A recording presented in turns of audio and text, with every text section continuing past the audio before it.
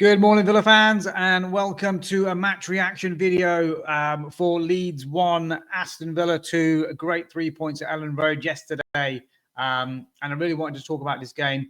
But what I really wanted to talk about is this man here on the left in your picture, Donyell Malen. Is it time for the Don to be starting games for Villa? Is it time to bench Ollie Watkins? Malen has had limited opportunities, but when he's come on, definitely in recent games, has been really effective. Yesterday, within 60 seconds of coming off the bench, is assisting Morgan Rogers. He's running in behind. He's holding up the ball. He's calling for the ball all the time, getting shots off, looking incredibly dangerous. And I think he's got the bit between his teeth. Ollie Watkins, he's off form. We know, what is it, 1 goal in 16 at the moment. Obviously, recently, left out of the England squad due to an injury, apparently, but I'm not really buying that, to be fair. I think it's just a lack of form. He had a chance in the first half where he whistled one past the post, had a chance in the second half where the keeper got down low and made the save. Apart from that, not too much really that he contributed in the game. There was a cross coming in from McGinn that he, failed to kind of react to, like you would expect a normal striker to, which is a bit of a shame. But he just seems a bit of a, maybe he's someone that just needs to come out of the team a little bit. I know that Unai Emery has this thing where he likes to play players back into form. And, he was very patient with Morgan Rogers when he was going through that little barren spell at the beginning of the season. And now he's absolutely flying again. So he's probably hoping the same will happen with Ollie Watkins. But Donyell Malen has been pushing Ollie Watkins. I think we've all agreed that Malen doesn't always play his best as a number 9, maybe, and doesn't really play as a winger as well. So it might be suited to, that number 10 role, playing just off the striker. And he did that, when he came on in this game. He was playing up front with Watkins and did, very well, as I said, assisted. But then he took the mantle of being the number 9 once, Ollie Watkins came off, and we kind of moved to a more kind of solid team. We put Barkley just behind Malen as well. But, it's World Cup year. I think Donyell Malen up until this point hasn't been able to oust Ollie Watkins from his number 9 position. But I think just now, Donyell Malen is noticing some chinks in the armour of Ollie Watkins, that he's not irreplaceable. And obviously being World Cup year for Donyell Malen as well, and Ollie Watkins, they're both going to be wanting to play for their countries, getting on the plane for England and Holland respectively. And if you look at Donyell Malen's situation in the Dutch setup, is that he's got a really, really good opportunity if he can get a run of games regularly to get not just a place in the squad for Holland, but actually be their leading striker in the World Cup. I mean, I was looking through the Dutch squad just now, and I don't think I've ever seen such a poor front line option for Holland. I mean, they've been blessed throughout the years of having the likes of the Van Nistelrooys and, Van Bastens before that, Hullits and all that sort of stuff as well. But, they've had good strikers throughout the year. Holland, Bergkamp comes to mind as well. But if you look at their striker options, it's not very good reading. And Donyell Malen probably senses that if he can get a run and a good run of games and consistent games at Aston Villa, he could be leading the line at the World Cup for his country, which is a massive motivation. And I think he's realised that now, that I can actually dislodge Ollie Watkins here. I've got a chance. And if he does that, I've just listed a few strikers here in the Dutch setup that are currently their striker options. And you've got Weghorst, who I think is like 40 years old or close to, ex-Man United, couldn't even move. Joshua Zirkzee, who's doing sweet FA at Man United at the moment. They've got Emmanuel Omega, a young Dutch striker at Strasbourg, who is doing very well, but he's only had a breakout year or two. And then Brian Brobby, who is just sort of signed for Sunderland and sort of warming their bench and getting very limited minutes for them. So those are the central striking options. Obviously, you've got attacking players like Gakpo and Memphis Depay around that as well. But as a central striker for Holland, they don't have one. They absolutely don't have one. Donyell Malen has scored recently for Holland, a really good goal. And if he can get a consistent run of games at Aston Villa and go into the World Cup confident, he will be their number 9. So unless somebody can tell me otherwise, he's got 13 goals and 49 appearances for the Dutch. His stats at the moment is 17 appearances this season, 4 goals, 1 assist. He's got 3 Premier League starts, 9 times he's been subbed on for Aston Villa. So, he's making the most of the limited chances that he has got. And, he has been playing wide. He's been playing up front. He scored our penalty against Maccabi Tel Aviv as well. So there's a lot of pluses to Donyell Malen's game. And I think we all thought that he couldn't play as a 9, that it wouldn't be his position. He's more suited to that support striker. He's not a winger as well in my eyes. But, what he's showed recently is that, yes, he can run in behind. Yes, he can hold up the ball a little bit as well. He's got this sort of strength and determination about him. And, at the moment, Ollie Watkins is not firing. For whatever reason, he's just not looking confident. Even when he's sort of one-on-one against the defender, at the moment, I just don't have that much confidence in him getting past him, getting a shot off. So I think Donyell Malen deserves a run of games. We've got young boys coming up on Thursday. I can see, maybe Malen starting that game with Watkins perhaps. And then we've got Wolves on Sunday, bottom of the league Wolves. Again, another chance there for maybe Malen to stake a claim for, a starting place there up front, maybe with Watkins or replacing Watkins. But, I'm not throwing Watkins out completely. I just think as though at the moment he's just going through a bit of a bad spell. And sometimes you need to play the more informed, dangerous player. And for me, that is Donyell Malen at the moment. And I can see that he's got the bit between the teeth and he wants to get into that Dutch World Cup squad and he wants to lead the line for Holland. And I think he's in a very, very good position now. And I think it's just dawned on him really that he can do it and he can dislodge Ollie Watkins from this number 9 position at Aston Villa. So that's just my 2 pence on Donyell Malen and this resurgence that we're seeing in him. And the game itself, obviously, starting off, team lineup was probably as expected. Onana obviously injured, but Tielemans coming in. What a great replacement to sort of bring in and call upon. We went with the Buendia, McGinn and Rodgers behind Watkins combination, which on paper we thought, okay, that would be fine.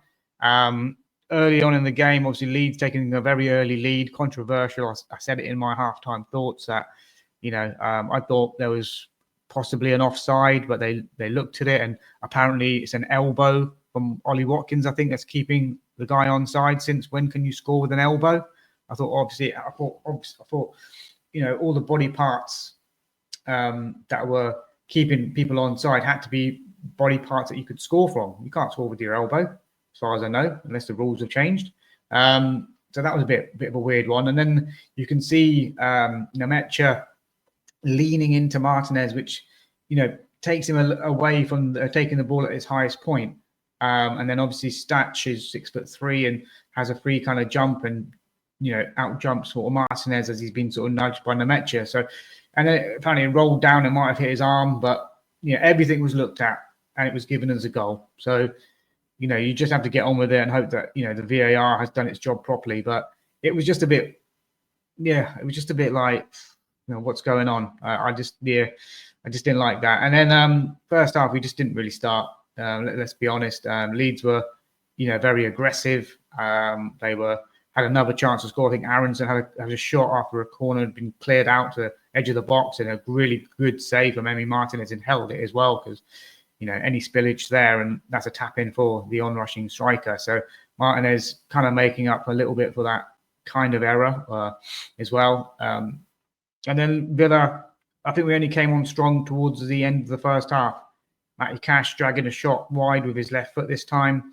Ollie Watkins, as I mentioned, just whistling one past the post after being set by Boubacar Kamara. It was a good effort. I'm going to say it was a really good effort. I thought it was in.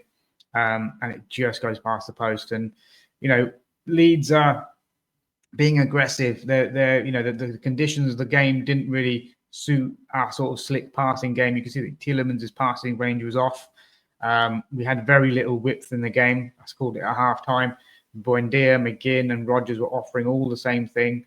And it needed some width because Leeds were just happy with that congested midfield. And I feel as though we needed to get down the flanks and isolate the fullbacks a little bit more, and create space. And this is a credit to Unai Emery because he saw that must have saw my halftime thoughts and thought, yeah, Giggs is right. Let's bring on Ian Martson. Let's bring on Donyell Malen. Put Malen up front with Watkins. Put Martson high on the left instead of Luca Digne.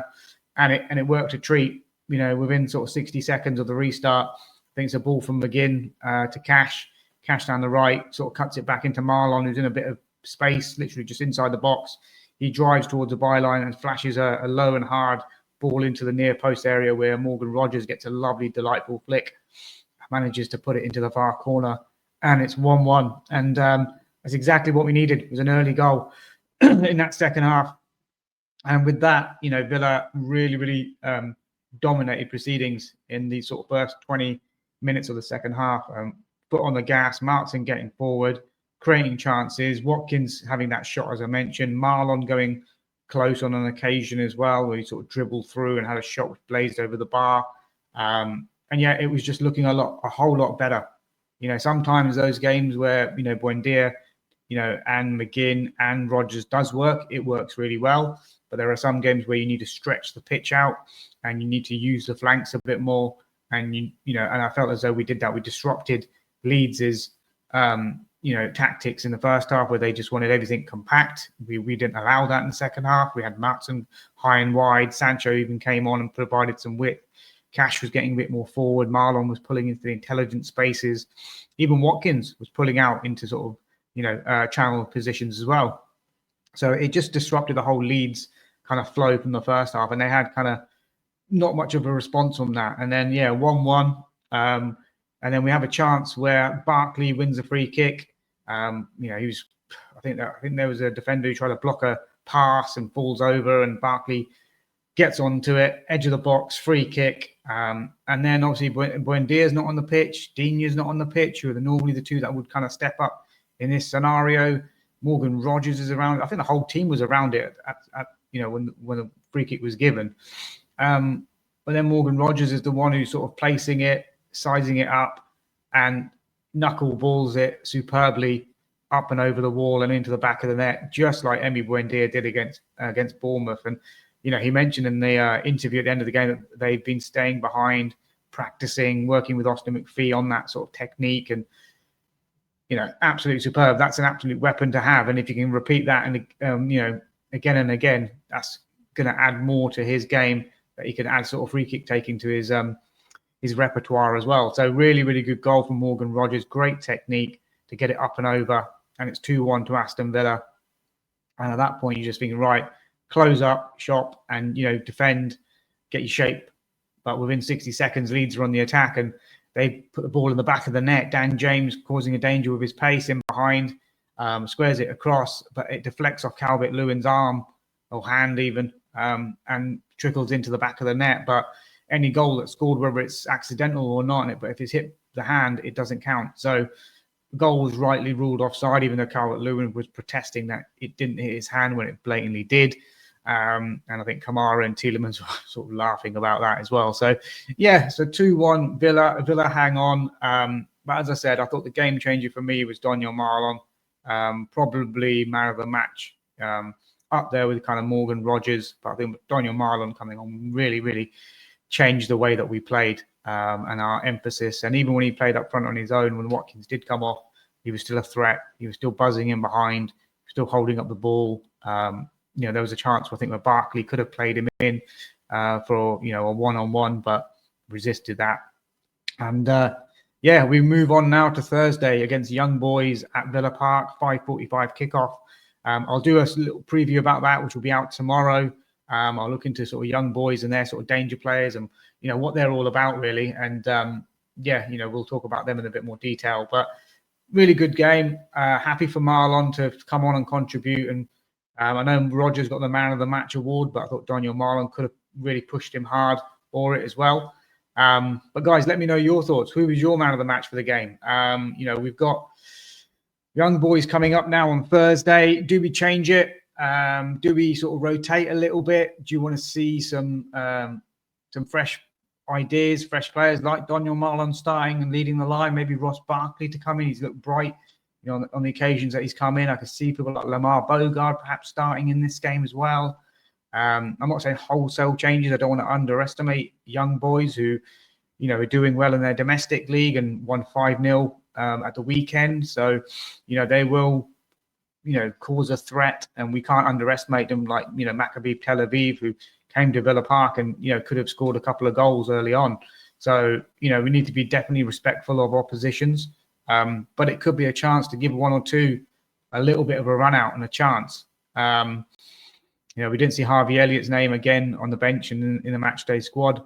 George Hemmings was on the bench and preferred over Harvey Elliott. I know they play different positions. But I think that's done. I think come 1st of January, that's he's going back to Liverpool. I think there'll be some sort of agreement in place, because I can't see him getting a look in at the moment. He's so far down the pecking order. I mean, even Evan Gasson, who we spent 30 million on, didn't get on the pitch yesterday, and rightly so. I mean, to be honest, the subs that Unai Emery made were the right ones to close out the game, to change the game. So I think, spot on with those subs. And, Evan Gasson didn't even get on the pitch either. So, it just goes to show that the squad depth at the moment. But, we need to maybe sort of freshen things up. Maybe Martin gets a start on Thursday. We haven't seen anything of Andres Garcia this season. I mean, it's dangerous to chuck in players, and they haven't had any minutes at all. But, Matty Cash has played a lot of football. And it looks like he probably will start again on Thursday, if I'm honest. Same with Ezri Konsa, just because we don't have that many options. Obviously, Tyrone Mings out injured as well. But guys, I'll do a separate sort of preview for that. We'll look out for that tomorrow. But do like, subscribe, especially if you made it this far into the video, 16 minutes. We're 45 subscribers away from the magical 500. So if you haven't liked and subscribed, please do so. Comment on your thoughts. Donyell Malen or Ollie Watkins? Who should be playing on Thursday? Who should be playing on Sunday against Wolves? Is it time for Malen to be given a chance? I think he's got the bit between his teeth now. I think he's ready to be starting games. I think he can get amongst the goals for us. Guys, I'll leave it there. Let me know your thoughts. Smash a like on the way out. Smash a subscribe on the way out. And comment your thoughts on Donyell Malen and the game yesterday. And I'll be back at you tomorrow with a preview for young boys. All right, take care. Enjoy your day. Bye for now.